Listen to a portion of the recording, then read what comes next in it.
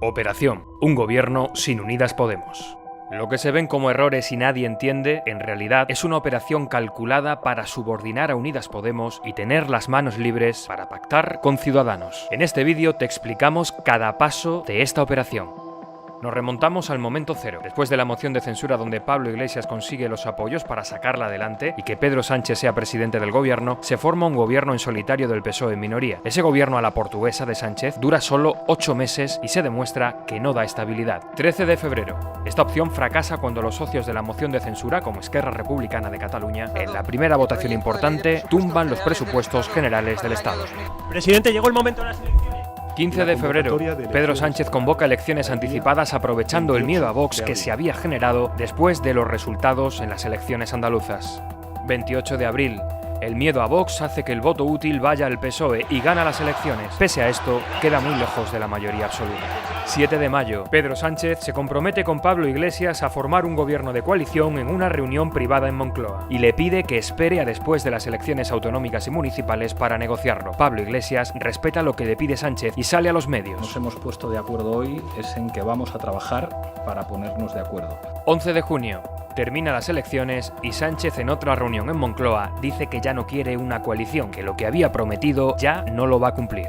Mes de julio, Pedro Sánchez se pasa 85 días sin moverse y sin sentarse a negociar con Pablo Iglesias. Mientras pide a Unidas Podemos un gobierno en solitario del PSOE, busca un pacto con Partido Popular y Ciudadanos. Gobierno a la portuguesa, gobierno de cooperación, son sinónimos de gobierno en solitario, sin Unidas Podemos. ¿Para qué? Para tener las manos libres para jugar a dos bandas, aprobar algunas leyes con Unidas Podemos y al mismo tiempo poder llegar a acuerdos de leyes con Ciudadanos, aprobar la reforma laboral, la mochila austríaca para acabar con las pensiones y una batería de recortes ante la posible recesión económica que los mercados anuncian. Diputados del PSOE envían una carta a los diputados del PP pidiéndoles un acuerdo para hacer a Pedro Sánchez presidente, devolviéndoles el favor del 2016 cuando el PSOE hizo presidente con sus votos a Rajoy. 18 de julio.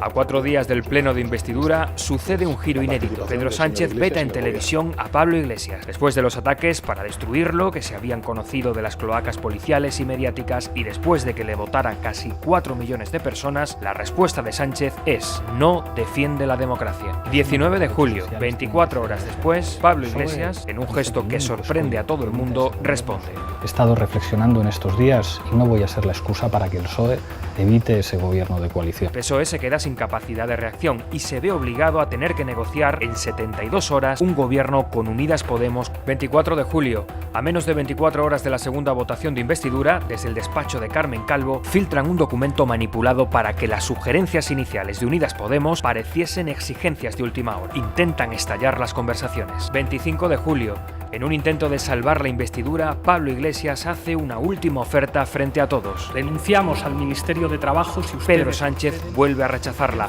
haciendo caer la investidura. Unidas Podemos se abstiene como señal de continuar con las negociaciones. Mes de agosto.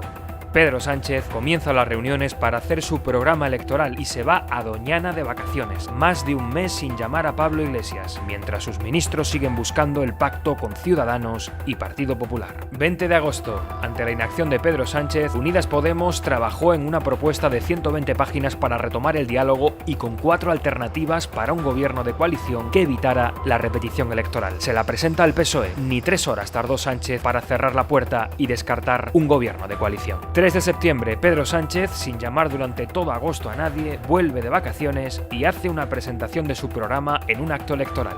5 de septiembre, los equipos negociadores se reúnen. El PSOE sigue sin querer volver a las negociaciones de julio y cada vez se hace más evidente que está preparado para elecciones. 11 de septiembre, se acaba el tiempo. Pablo Iglesias vuelve a ceder y pide a Pedro Sánchez que se reúnan para llegar a un acuerdo. Le propongo que sobre la base de esas dos propuestas nos sentemos a negociar. Le vuelvo a tender la mano, señor Sánchez. Sánchez le dice que no y minutos más tarde pide a Rivera que se reúnan ellos dos. Le agradezco que por primera vez me escuche. Y fíjese, le digo una cosa, señor Rivera, a ver si un día podemos hablar usted y yo.